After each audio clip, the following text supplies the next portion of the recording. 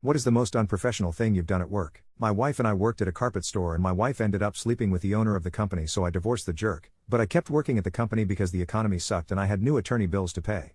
The jerk continued to work there as well. I got really depressed watching the jerk and the owner always going to lunch and weekend trips together. I started smoking a lot of grass to deal with the depression. One day I came into work totally baked. I was on the forklift moving a roll of carpet out of the showroom. The forklift only has 3 controls, but I was so blasted it felt like I was flying a spaceship. I ended up lifting the roll of carpet too high and knocked a fluorescent light tube out of its socket and right onto a customer's head.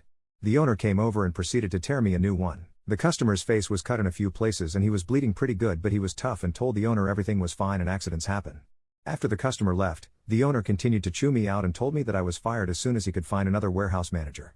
So what did I do? I went to the computer and looked up the customer's information. I called the customer I injured and explained my story. I then gave him a proposition. I told him that I was under the influence while driving that forklift and I have never been substance tested, not even once. I told the customer that if he took the owner to court, I would admit to everything. I assured him he would win the case as I've seen similar stuff happen before in my profession. In return, I wanted 25% of his total winnings. The customer did not even hesitate. He said, "Let's get that dirt bag," and hung up with me and called a lawyer. Thanks to our jacked up justice system, I got to screw my boss who screwed my wife. The customer won a $2 million settlement, and I ended up getting a little over $400,000 and spent less than a day in jail.